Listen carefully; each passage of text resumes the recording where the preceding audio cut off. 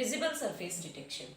देखिए visible surface detection क्या है कि मान लीजिए हमारे पास 3D कई सारी सरफेसेस हैं और उन सरफेस में से मेरी 2D स्क्रीन के ऊपर या मेरी व्यूइंग स्क्रीन के ऊपर कौन सी सरफेस विजिबल होगी, उस सरफेस विजिबिलिटी के टेस्ट को, या ये कहें कि कौन सी सरफेस विजिबल नहीं होगी। जो सरफेस विजिबल होगी आप वो नजर आएगी आपको, जो सरफेस विजिबल नहीं होगी वो हाइड हो जाएगी। तो मतलब इस टॉपिक को आप दो नाम देख सकते हैं, एक हिडन सरफेस रिमूवल या फिर विजिबल सरफेस डिटेक्शन। अब विजिबल सरफेस आपको व्यू प्लेन के ऊपर नजर कैसे आएगी, इस बात को एक एग्जांपल से समझते हैं। देखिए मैंने एक फिगर कंसीडर करी है, फिगर में मैंने किसको लिया है, एक क्यूब को लिया है। अब आप ये समझिएगा कि इस क्यूब की जो सरफेस हिडन होंगी वो रिमूव होंगी और जो सरफेस विजिबल होंगी वो सरफेस आपको नजर आएगी। अब मैंने डॉटेड नोटेशन से इसकी हिडन सरफेसेस को शो किया है और इन हिडन सरफेसेस का जैसे ही हम रिमूवल कर देते हैं वैसे ही हमारे सामने वो फिगर आ जाती है जो कि एक्चुअल डिस्प्ले होने वाली है। अब विजिबल सरफेस डिटेक्शन के लिए हम कुछ एल्गोरिथम्स यूज करते हैं और उन एल्गोरिथम के पीछे कुछ अप्रोच काम करती हैं। वो कौन कौन सी अप्रोच है ये हम लोग कंसीडर करते हैं। देखिए सबसे पहली जो हमारी स्पेस है, अप्रोच है वो है ऑब्जेक्ट स्पेस। दूसरी जो हमारी अप्रोच है वो है इमेज स्पेस और तीसरी जो हमारी अप्रोच है वो इन दोनों के कंबाइंड थ्योरी पे काम करती है, that is object space plus image space. अब हम लोग समझते हैं कि इन अप्रोचेस के पीछे लॉजिक क्या है, इन अप्रोचेस के पीछे बेसिक प्रिंसिपल क्या रहता है।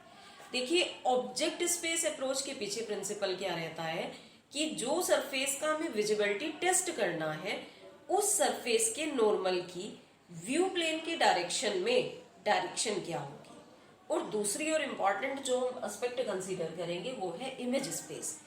इमेज स्पेस दो बफर्स को यूज करती है, it uses two buffer, one buffer to store pixel intensity and another buffer to store the change value of z buffer that is depth buffer. मतलब क्या है इस बात का कि डेप्थ बफर की मिनिमम वैल्यू को एक बफर स्टोर करके चलेगा और पिक्सल की इंटेंसिटीज को दूसरा बफर स्टोर करके चलेगा।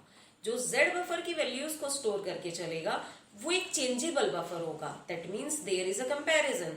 और कंपैरिजन जब हम सरफेस की इंटेंसिटीज का करेंगे, जिस सरफेस की मिनिमम जेड वैल्यू आपको मिलेगी वो सरफेस आपको विजिबल होगी और जिस सरफेस की जेड बफर वैल्यू मिनिमम नहीं होगी वो सरफेस क्या हो जाएगी, रिमूव हो जाएगी। अब आप समझिएगा कि हमारे पास तीन मेन एल्गोरिथम्स जो हैं वो हमें यहाँ डिस्कस करने हैं। One is depth buffer,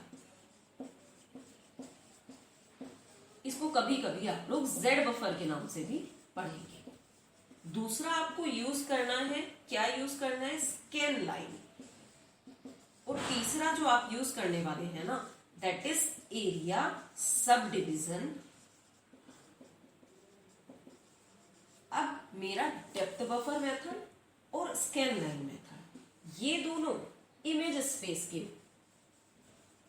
space approach के ऊपर काम करते हैं।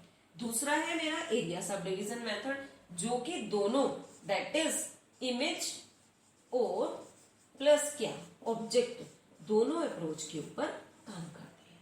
ठीक है, आइए हम लोग सबसे पहले समझते हैं किसको, depth buffer. Okay, depth buffer method को डिस्कस करते हैं। डेप्थ बफर मेथड हमारा इमेज स्पेस अप्रोच के ऊपर डिपेंड है और डेप्थ बफर मेथड है ना दो एजम्पशन लेकर के चलता है। पहली एजम्पशन क्या है कि हमारा plane of projection z equal to 0 plane में होना चाहिए, दैट इज हमारे पास जो डिस्प्ले स्क्रीन होगी वो हमारा x और y कोऑर्डिनेट को यूज करेगी। और दूसरी बात है ऑर्थोग्राफिक पैरेलल प्रोजेक्शन होना चाहिए।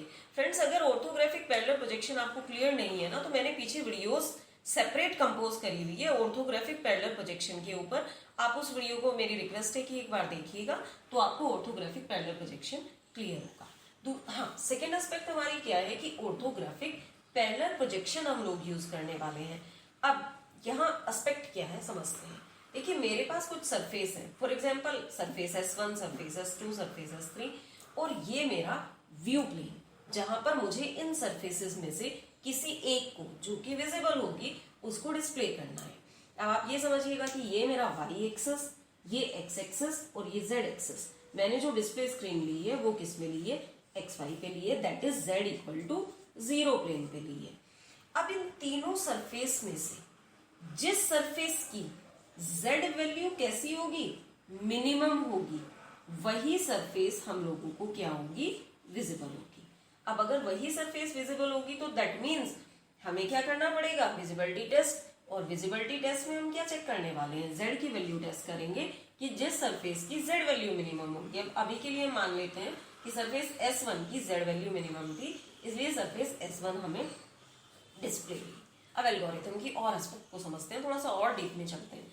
देखिए ये जो हमारा डेप्थ बफर मेथड है, ये दो बफर्स को यूज करता है। कौन से दो बफर, एक यूज करेगा डेप्थ बफर जो कि z वैल्यू को स्टोर करेगा, और कौन सी z वैल्यू, जो कि चेंज होगी, क्योंकि हम कंपैरिजन, जैसे ही देखिए मेरी बात समझिएगा, जैसे ही मेरे पास कोई नई सरफेस, मान लीजिए कि अभी मैंने S1 की z वैल्यू को कंसीडर किया है, जैसे ही S2 मेरी आती है तो मैं S2 की z वैल्यू को S1 की z वैल्यू के साथ कंपेयर करूं।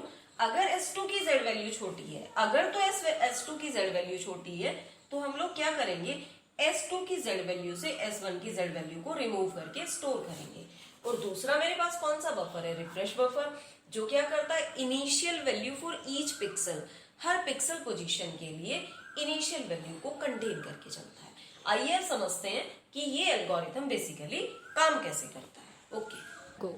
ओके, अब हम लोग स्टेप समझते हैं कि डेप्थ बफर एल्गोरिथम में हम लोग स्टेप्स कौन सी यूज करते हैं। देखिए हमारे पास मान लेते हैं कि एक लिस्ट है पॉलीगन फेसेस की, सरफेसेस की, जिनमें से हमें विजिबिलिटी टेस्ट करना है कि इन गिवन सरफेस लिस्ट में से कौन सी सरफेस हमें विजिबल होने वाली है और कौन सी सरफेस हमें विजिबल नहीं होने वाली है। अब आप समझिएगा कि आउटपुट में आपको क्या मिलेगा, एक कलर्ड एरे मिलेगा जो कि डिस्प्ले करेगा विजिबल सरफेस की इंटेंसिटी को। मतलब लास्ट में जब हम सारी सरफेसेस को कंपैरिजन कर लेंगे ना, जो लास्ट सरफेस होगी हमारे पास मिनिमम z वैल्यू के पास, वो हमें आउटपुट में मिलने वाली है।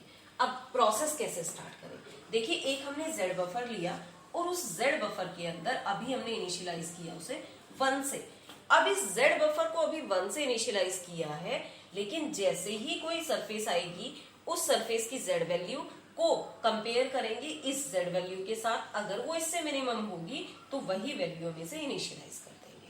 दूसरी चीज कलर पे अभी हमने क्या लिया है, बैकग्राउंड कलर इनिशियलाइज किया है, बट लेटर ऑन जो सरफेस विजिबल होगी वही कलर हम कलर बफर को इनिशियलाइज कर देंगे। प्रोसेस कैसे करें, देखिए हर पॉलीगन P जो कि इस लिस्ट में प्रेजेंट है उसके लिए हम एक लूप चलाते हैं, for loop, for each pixel, her pixel that intersect P, हर वो पिक्सल जो कि इस P को इंटरसेक्ट करता है उसके लिए हम z डेप्थ कैलकुलेट करेंगे।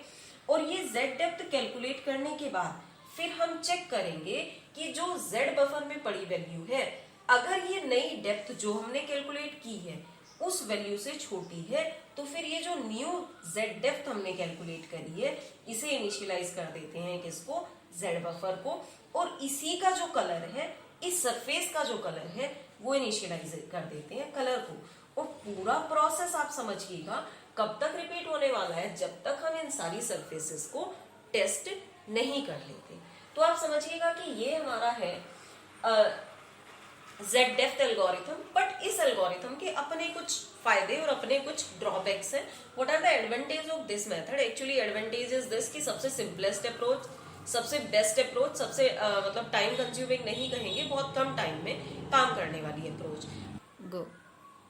बट डिसएडवांटेजेस क्या होंगे, देखिए सबसे पहली बात तो है कि इसकी मेमोरी रिक्वायरमेंट काफी रहती है। मेमोरी रिक्वायरमेंट क्यों, क्योंकि ये दो बफर यूज करके चल रहा है एंड इन 2 बफर्स को स्टोर करने के लिए मेमोरी की रिक्वायरमेंट पड़ेगी। दूसरे more computations are required, more computations are required मतलब हमारे पास ये जितनी भी सरफेसेस है ना, इन सभी सरफेसेस के लिए हमें z वैल्यू कैलकुलेट करनी पड़ेगी और वो लास्ट में सिर्फ एक z वैल्यू हमारे लिए काम आने वाली है। बाकी जितने भी हमने कंपटीशन की थी वो पूरी की पूरी कंपटीशन हमारे लिए कैसी होने वाली है, वेस्ट होने वाली है।